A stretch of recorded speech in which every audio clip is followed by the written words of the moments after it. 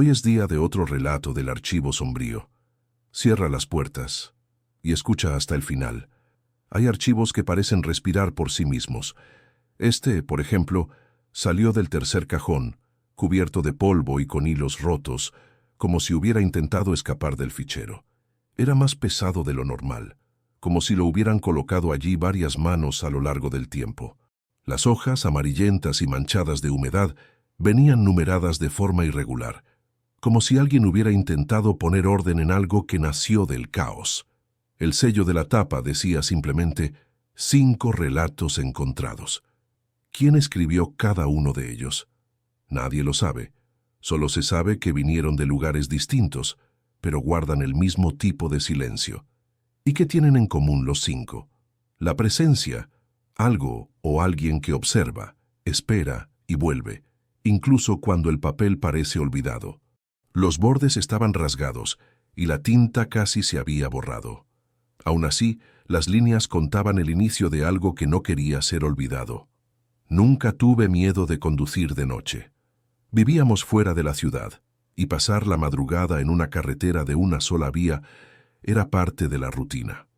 Aquella noche de viernes volvíamos de casa de mi tía, después de un cumpleaños ruidoso, gente hablando alto y niños corriendo. Salimos más tarde de lo planeado. Mi madre me pidió que fuera despacio en los tramos sin arcén. Asentí sin discutir.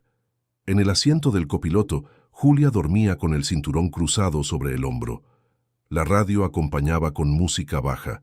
El resto era solo el motor y ese aire frío del final de la sierra. La carretera era conocida, pero cambia de humor cuando no hay nadie. Los tramos que de día parecen abiertos se vuelven túneles. La línea blanca pasa hipnótica. Los faros alcanzan un poco y el resto es adivinanza. Me gusta el silencio porque se puede oír el coche. El ruido de los neumáticos, el giro, cualquier cosa diferente salta al oído. Aquella noche, lo que saltó fue un sonido de respiración corta, como quien contiene el llanto. Pensé que era Julia soñando. Miré rápido.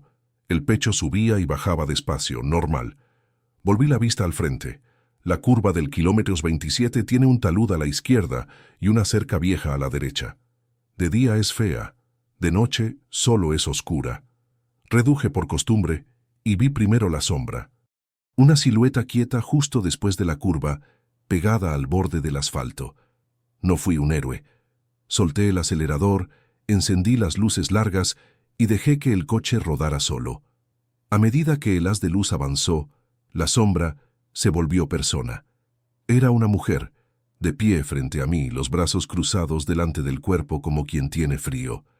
Cabello oscuro recogido al azar, abrigo claro que parecía mojado. Los ojos no brillaron con la luz. Permanecieron opacos. Me detuve antes de pasar junto a ella, a medio coche de distancia. El instinto me hizo encender las luces intermitentes. La mano se movió sola. La radio perdió la sintonía y se volvió estática. Bajé la ventanilla de mi lado y esperé la frase que siempre llega en esos momentos. Ayúdame. Mi coche se averió. Alguien está herido. Pero ella no dijo nada. Dio un paso hacia adelante, aún con los brazos cruzados, y señaló hacia atrás con el mentón, un gesto leve, como quien dibuja una dirección con la cara. No era una súplica, era una indicación. «Julia», dije en voz baja, «despierta un segundo». Ella abrió los ojos asustada y se llevó la mano al pecho. «¿Qué pasa?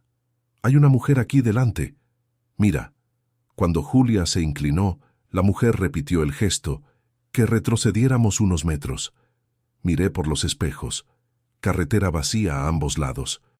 Engrané la marcha atrás y retrocedí despacio. La mujer no se movió.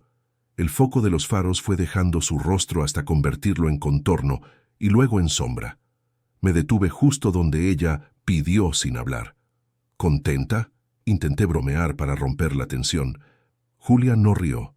Entonces la mujer bajó los brazos, giró la cabeza hacia el arcén y señaló hacia abajo 2 veces con el mentón. Bajé también la ventanilla del copiloto. El aire de fuera entró helado y con olor a hierba mojada. No quería salir del coche. El cuerpo me decía que no, Pero había algo en su manera, no era un fantasma ni un espectáculo, era el gesto de alguien que ya había hecho eso antes, con prisa y paciencia al mismo tiempo.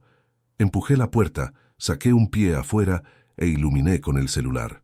Julia se inclinó también, medio cuerpo afuera, otra mano sosteniendo el teléfono.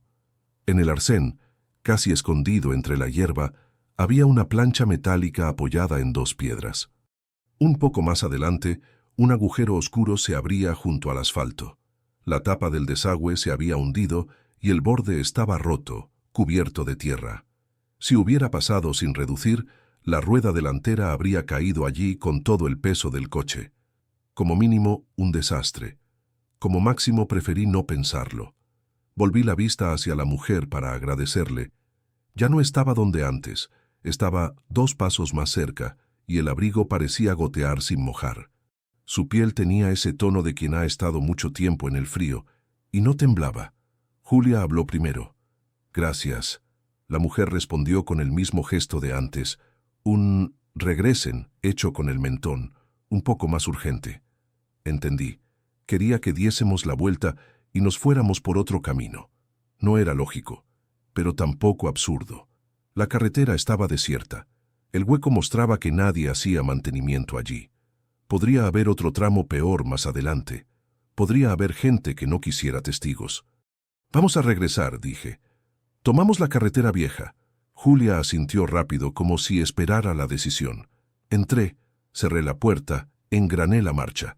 La mujer permaneció a la misma distancia de los faros, siguiendo el movimiento sin correr. No vi los pies, no vi sombra. Vi presencia. Giré el volante con calma para no pisar el borde, y cuando el coche se alineó en sentido contrario, respiré como quien llega a casa. Tuve ganas de saludar. No lo hice. Solo levanté un poco la mano, un gesto torpe, y avancé despacio, los ojos en el retrovisor. Ella seguía allí, ahora más al centro de la carretera, como quien ocupa el lugar de otra cosa. La radio volvió sola, aún con estática. Luego encontró una canción vieja y se detuvo en un verso triste. Julia apretó mi mano sobre la palanca de cambios y la mantuvo allí un rato. Cuando pasamos el reductor del kilómetro 26, los faros iluminaron una patrulla detenida con la sirena apagada, sin nadie dentro. Me detuve al lado, golpeé el vidrio. Nada. Una linterna en el asiento del copiloto, fría. La pantalla del radio policial parpadeaba un número sin sentido. Julia me dijo que siguiera, y seguí. En el desvío, 2 kilómetros más adelante, encontramos una camioneta detenida fuera de la carretera, capó abierto, nadie cerca. No quisimos revisar. A veces la mejor ayuda es marcharse. Cuando el camino se unió a la carretera vieja, empezó a lloviznar. El agua golpeaba fina, haciendo ese sonido que mezcla limpieza y cansancio. Julia volvió a dormirse, su mano todavía sobre la mía, tibia, pesada. Yo era plenamente consciente del volante, del peso del coche y de lo que habría pasado si no hubiera reducido en la curva del 27. En esos momentos uno no agradece en voz alta, solo conduce mejor. Llegamos a casa con el día apenas clareando. Aparqué en el patio aún húmedo por la madrugada. Mi madre abrió la puerta con su prisa habitual. Tardaron. Había muchos baches, dije. Regresamos por la vieja. Hiciste bien, no conté lo de la mujer. A veces contar arruina lo que fue real. Entré a bañarme. Cuando cerré la puerta de la ducha, el sonido del agua me dio un alivio que casi dolía. El ruido constante borra los pensamientos. Fue entonces cuando noté las marcas en mi brazo. 4 líneas claras, del codo a la muñeca, como arañazos curados hace días. No dolían, y no recordaba haberlas tenido antes. Pasé la mano con suavidad. El agua corrió por encima y por un segundo estuve seguro de que alguien respiraba al otro lado de la puerta, muy quieto, solo para oír si yo seguía allí. Salí, me sequé el rostro, dejé la toalla sobre los hombros y fui hasta la ventana del salón. La calle seguía vacía. El poste con luz débil, un perro cruzando la esquina. El coche estaba donde siempre, con el parabrisas cubierto de llovizna. En la esquina del capó, el reflejo del poste mostró una figura por un instante, como cuando los ojos quieren jugar una mala pasada. Una mujer de abrigo claro junto al muro, mirando no hacia la ventana, sino hacia toda la casa, como si comprobara que todo estaba en su sitio. Parpadeé y era solo el brillo del vidrio. Volví al cuarto sin encender la luz. Julia dormía atravesada, un brazo fuera de la sábana. Me senté al borde de la cama. Intenté cerrar los ojos. Aún hoy, cuando paso por el kilómetros 27 de día, reduzco por reflejo. De noche tomo la carretera vieja. No es promesa ni superstición. Es solo recordar que alguien al borde del camino me pidió 2 veces que regresara, y que obedecí antes de necesitar una explicación. A veces lo que asusta no es lo que vemos, sino lo que hacemos exactamente como nos ordenan, sin saber quién lo ordenó. Pero entre las páginas guardadas junto a ese relato, había otro. Las letras eran diferentes, pero el silencio, el mismo. Esta vez, el papel estaba doblado en 4 y tenía una mancha oscura en el borde, como si alguien hubiera apoyado una taza caliente antes de escribir. El texto comenzaba así. Trabajé como vigilante nocturno durante 7 años en el mismo puesto, un almacén al final de la línea, rodeado de maleza y galpones abandonados.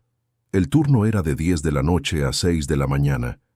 Me gustaba el silencio, la soledad, poder fumar sin prisa y escuchar el sonido de los trenes que pasaban a lo lejos, hasta la noche en que el tren se detuvo.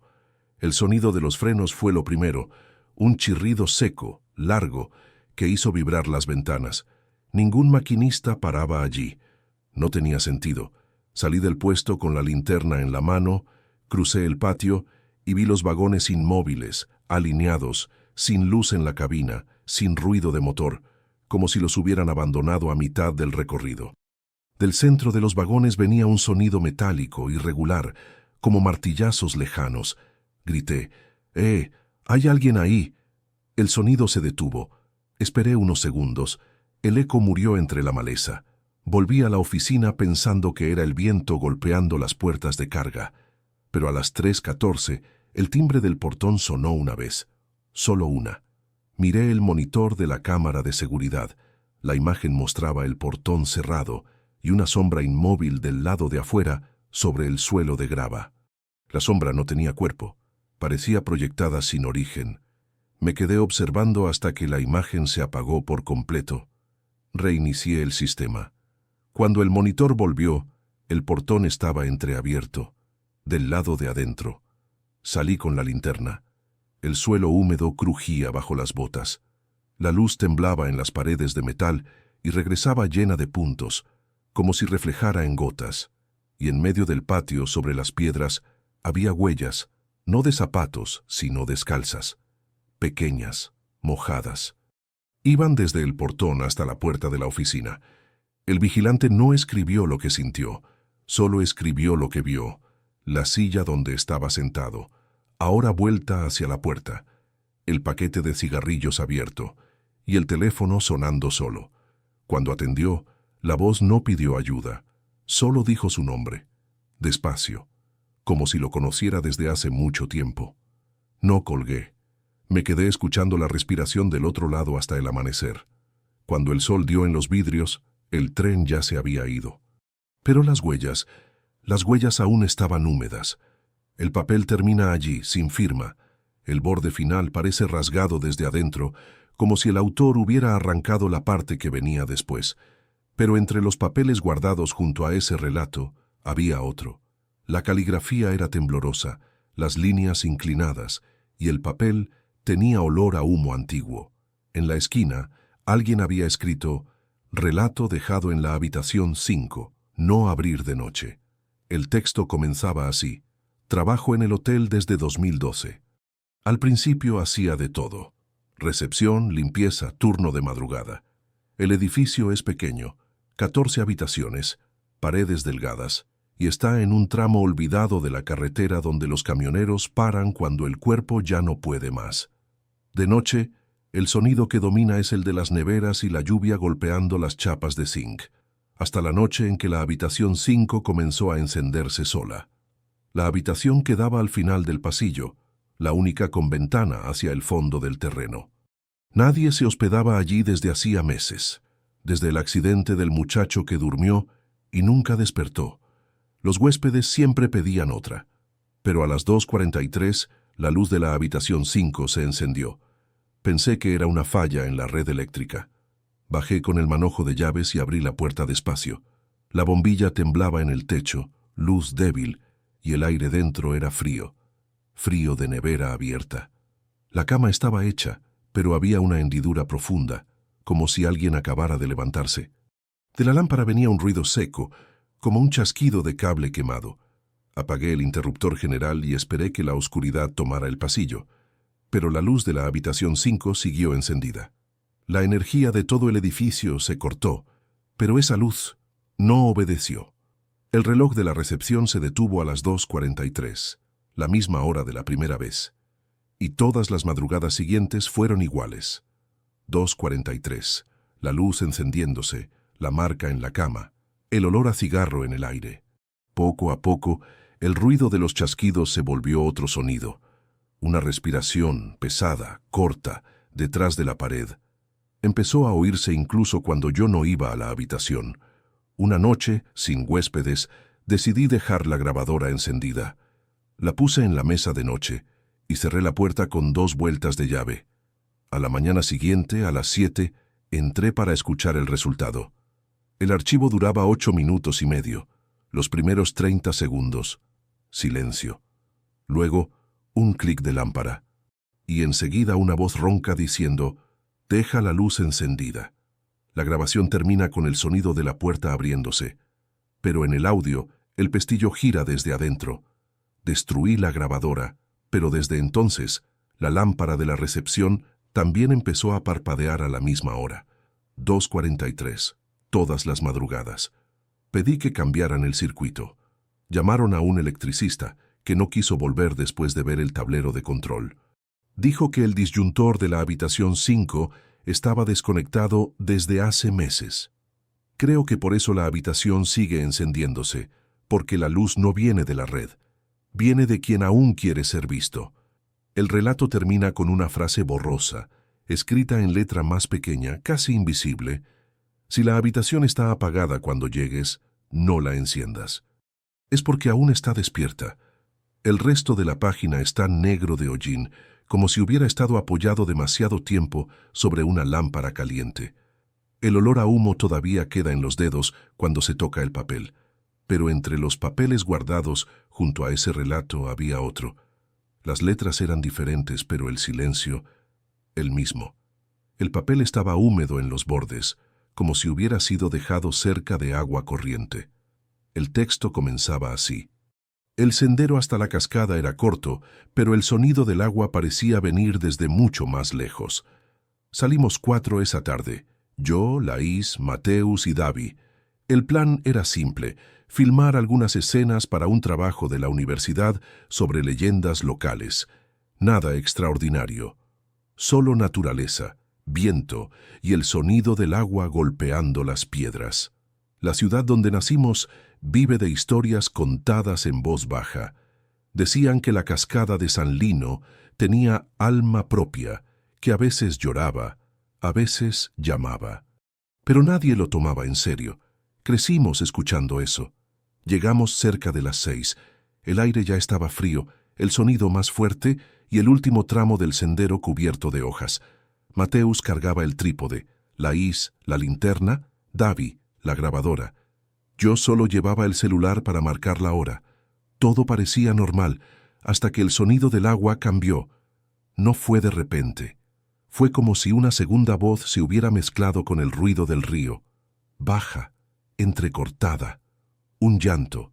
Al principio parecía el viento. Luego una persona. Laís se detuvo. ¿Oyeron eso? Davi respondió sin humor. Debe ser el eco. Pero el eco no repite sollozos. El sonido venía en intervalos cortos. Lloraba y se detenía, lloraba y se detenía.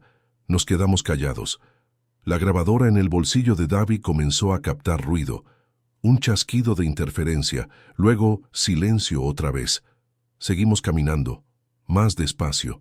El aire se volvió más frío. El olor a tierra mojada se hizo denso, casi dulce. Cuando llegamos al mirador, la cascada estaba allí. enorme, blanca, con ese estruendo que cubre todo, pero el llanto venía de un punto que la vista no alcanzaba, detrás del velo de agua. No parecía un grito de dolor, era un lamento contenido, como alguien que habla con su propio miedo. Mateusz encendió la linterna y apuntó hacia la pared de roca. En el reflejo de la luz, algo se movió. Un destello corto, como tela mojada. Llamé, ¡eh! Y el llanto se detuvo. Silencio. Ni siquiera el agua sonaba igual. El ruido se volvió más profundo, más arrastrado. Laís me tomó del brazo. No vayamos hasta allá. Pero Davi ya bajaba por las piedras, la grabadora en la mano. La linterna temblaba en su muñeca. El sonido volvió, más cerca, más nítido. Una mujer llorando bajo, sin aire. Cuando Davi llegó al nivel del agua, el llanto se detuvo otra vez, y entonces gritó: «No hay nadie aquí». Su luz se apagó. Por un segundo solo vimos la linterna rebotar en las rocas y desaparecer en la oscuridad. El siguiente ruido no fue de agua, fue de pasos. 1, 2, 3. Viniendo desde el centro de la cascada, pesados, mojados, pero sin salpicar. Laís corrió hacia el inicio del sendero. Mateusz sacó el celular para grabar y la pantalla se congeló. Yo me quedé quieto, mirando el punto donde Davi había desaparecido. Y lo vi. Detrás del velo de agua, una silueta. Una mujer con un vestido oscuro pegado al cuerpo, el cabello cayendo sobre el rostro. Ya no lloraba, solo estaba allí. El rostro vuelto hacia nosotros. Incluso a la distancia, noté que respiraba. Lenta, pesada, como si todo su pecho doliera al hacerlo. Fue Laís quien rompió el hechizo. Nos vamos ahora. Corrimos sin hablar. El camino de regreso pareció más largo, como si el suelo empujara hacia atrás. Llegamos al coche sin aliento. El sonido de la cascada aún se oía lejos, más débil, pero con el mismo ritmo de sollozo. Mateusz encendió el motor. Los faros se prendieron y apagaron solos, 2 veces. Cuando finalmente arrancó, Davi apareció en el retrovisor. De pie en la entrada del sendero, empapado, el brazo colgando al costado del cuerpo, la mirada vacía. Mateusz gritó su nombre y salió corriendo. Pero cuando los faros parpadearon otra vez, Davi ya no estaba. Regresamos 3. El camino hasta la ciudad fue mudo. A la mañana siguiente, su cuerpo fue encontrado a 2 kilómetros de la cascada, sin heridas, sin señales de caída, solo el cabello y la ropa aún mojados, la grabadora apretada en su mano. La pericia escuchó el archivo. Tenía 4 minutos de ruido y luego una voz que nadie reconoció. Ya lo oyeron ahora. La próxima serán ustedes. Desde entonces, el sonido de la cascada parece más bajo, como si ahorrara fuerza. Pero quienes viven cerca dicen que, a veces, por la noche, vuelve a llorar. No de tristeza, de advertencia. Pero entre las páginas siguientes había otro relato. La caligrafía era diferente, más temblorosa, y los bordes estaban arrugados, como si alguien hubiera sostenido el papel con las manos mojadas. El texto comenzaba así: «Aún no sé en qué punto de la carretera ella subió. Era madrugada cuando salí de Santa Aurora. La carretera atravesaba un tramo de sierra conocido por sus curvas largas y arcenes estrechos. Lloviznaba, esa lluvia fina que no hace ruido pero cubre todo con niebla. El tablero marcaba las 2:17, ningún coche adelante, ninguno detrás. El limpiaparabrisas chirriaba como un metrónomo cansado. Con cada movimiento, el sonido de la lluvia parecía cambiar de tono. Fue entonces cuando noté la silueta. Primero, solo una mancha oscura en el retrovisor. Luego, un contorno. Y en un parpadeo, una mujer de pie al borde de la carretera, de espaldas a mí, con el cabello pegado al rostro por el viento. Reduje sin pensarlo. Los faros iluminaron la franja reflectante de su abrigo. Debía estar perdida. Pero cuando me detuve a su lado, ya no estaba donde la había visto. Miré el retrovisor. Vacío. Miré el asiento trasero, y allí estaba ella, sentada, mirando por la ventana, como si observara algo afuera. No dijo nada. El cabello goteaba sobre la tela del asiento. La piel parecía fría incluso en la sombra. Mi cuerpo se tensó, entre el impulso de frenar y el miedo de mirar. Debí haberme detenido, pero seguí conduciendo como si todo formara parte del trayecto. Durante kilómetros permaneció inmóvil. El vidrio comenzó a empañarse por dentro, como si el aire que se respiraba no fuera el mío. El espejo solo mostraba su silueta y el brillo de sus ojos. Sin dirección, sin emoción. Dije lo que nadie dice en voz alta. ¿Está usted bien? El sonido salió bajo, arrastrado y murió en el aire. La respuesta llegó sin demora. Por favor, déjame aquí. Era una voz normal, cansada, pero humana. Detuve el coche despacio. La lluvia parecía más fuerte ahora. Miré por el retrovisor. El asiento estaba vacío. La puerta cerrada, pero el cristal del lado derecho tenía marcas, 5 dedos deslizándose hacia abajo, como si alguien hubiera intentado abrir desde dentro. Bajé la ventana para ver si era agua de lluvia. No lo era. La punta de mis dedos se enfrió al tocarla. El olor a tierra mojada entró junto con un perfume antiguo. Engrané la marcha para irme, y los faros iluminaron algo adelante. Un coche volcado en la cuneta, ruedas arriba, el motor aún caliente. Me detuve. Bajé con el celular en la mano, la linterna encendida. Dentro del coche había una mujer, cabello oscuro, abrigo reflectante, el mismo rostro que había visto en el asiento trasero. Los ojos abiertos, la boca entreabierta, como si todavía quisiera pedir que la sacaran de allí. Volví a mi coche sin sentir las piernas. Cerré la puerta y me quedé mirando el tablero. La hora parpadeaba. 2:17. La misma que cuando apareció. Giré la llave. Nada. El motor mudo. Solo el sonido de la lluvia y una respiración corta viniendo del asiento trasero. No giré el rostro. Solo esperé a que el vidrio se empañara otra vez, hasta que su reflejo desapareció por completo. El registro termina con esa frase y una mancha oscura en la esquina inferior. Tal vez sangre, tal vez óxido. En el reverso de la hoja hay un sello casi borrado. Policía Caminera, KM91. Y debajo la misma frase escrita a mano. Ella siempre pide bajar en el mismo lugar. Las últimas hojas estaban sujetas con un clip oxidado. No tenían título ni fecha, solo un trozo de cinta adhesiva con unas palabras escritas a mano. Cerrar y guardar. El texto era corto, distinto de los demás. Frases directas, casi como una advertencia. La letra parecía hecha con prisa, pero cada palabra tenía el peso de quien sabe lo que escribe. Si estás leyendo esto, es porque alguno de estos relatos fue abierto otra vez. No son historias, son formas de recordar. La carretera aún existe, el tren aún pasa, la habitación aún se enciende, la cascada aún llama, y bajo la lluvia ella aún pide bajar. Más abajo una nota en tinta diferente decía: cada lugar guarda lo que escucha. La carretera escucha los neumáticos, el galpón escucha el hierro, el hotel escucha el sueño, el agua escucha el nombre, y cuando alguien vuelve a hablar de ellos vuelven a responder. La última línea es casi ilegible, escrita sobre una mancha de café seco. Lo que una vez fue recordado no puede olvidarse. Solo puede esperar. El papel termina rasgado, como si alguien hubiera intentado interrumpir el texto antes del final. Pero en el reverso aún hay una mancha circular, y dentro de ella, en letras casi borradas, un último mensaje, simple y frío. No lo leas en voz alta. Silencio. El resto del archivo está vacío.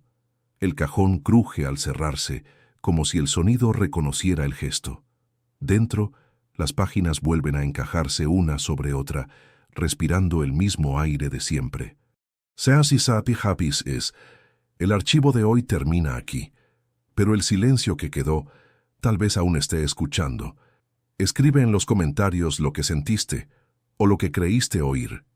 Dale me gusta, sigue a Archivo Sombrío y vuelve mañana, porque el miedo no duerme, solo cambia de lugar.